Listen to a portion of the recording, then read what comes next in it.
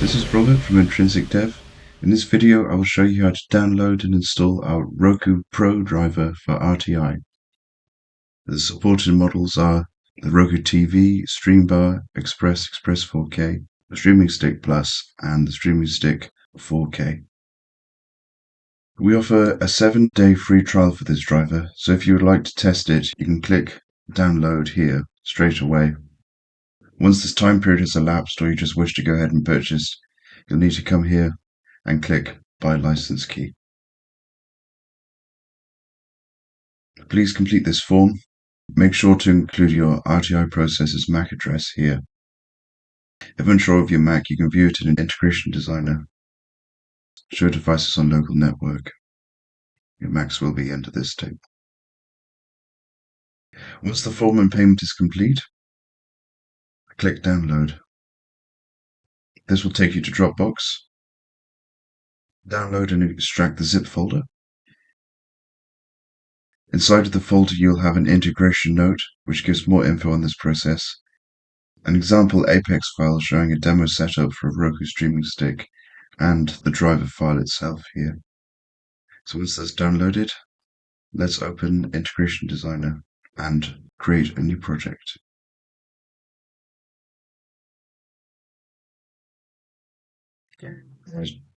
Add your processor, XP3, add a room,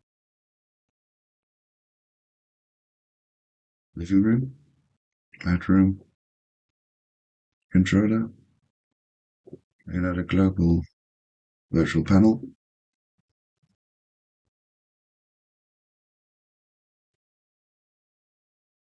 Then to the drivers tab,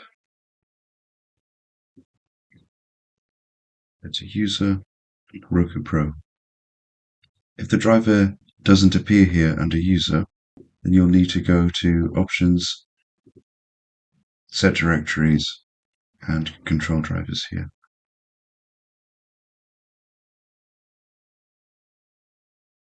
So first head to the driver and then driver properties and enter the IP address of your Roku device.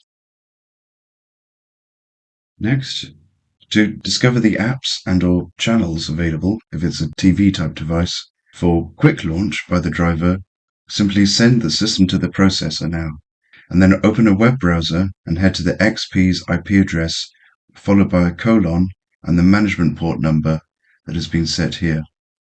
If this port is unavailable or nothing seems to load after a few moments, then try another port in case there is a conflict in your network. And leave it as the default. Center system, current target, and you'll see the IP addresses here. Send. Well, that's sending.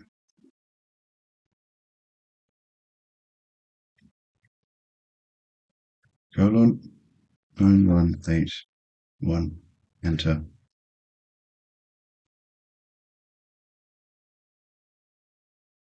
If it's loaded and thus the site still can't be reached, click Reload.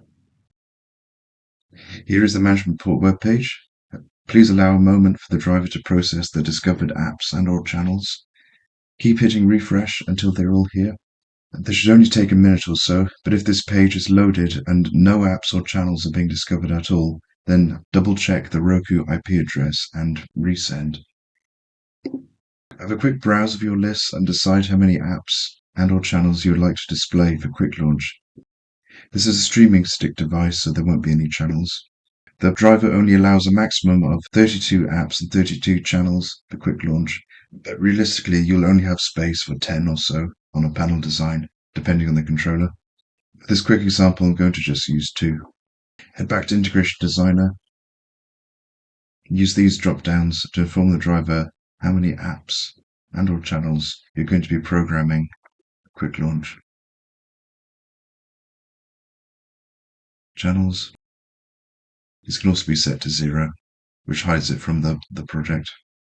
Next, copy and paste their names into these fields. I know it's tempting to just type the names in yourself. I suppose for app names like that's no problem. But for these types with with hyphens, etc., just click copy and paste it in, as the name has to match exactly.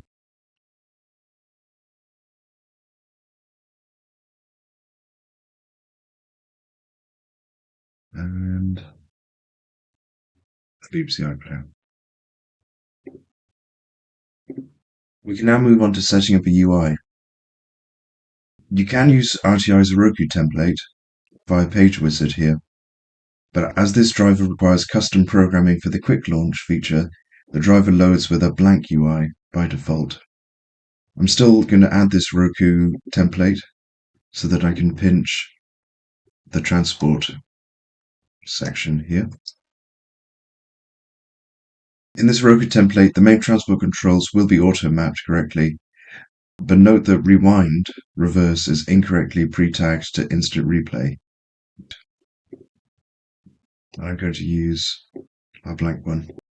The tag browser shows all available commands and variables from the driver and will only show the corresponding number of apps and channels as set in driver properties. I will now make a quick UI.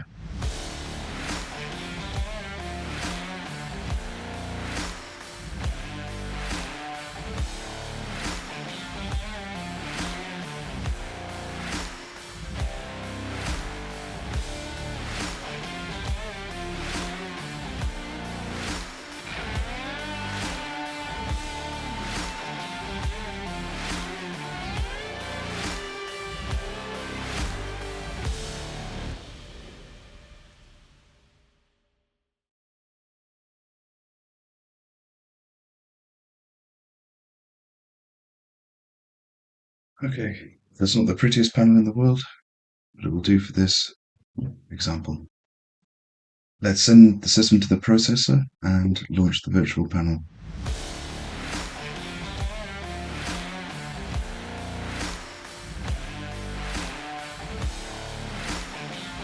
Allow a few moments for the processor to boot and the driver to start.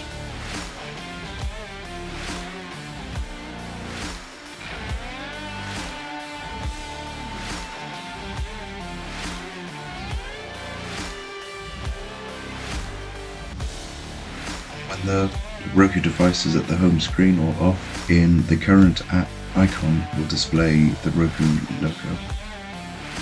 So we go ahead and launch the BBC iPlayer. So the BBC iPlayer app has launched.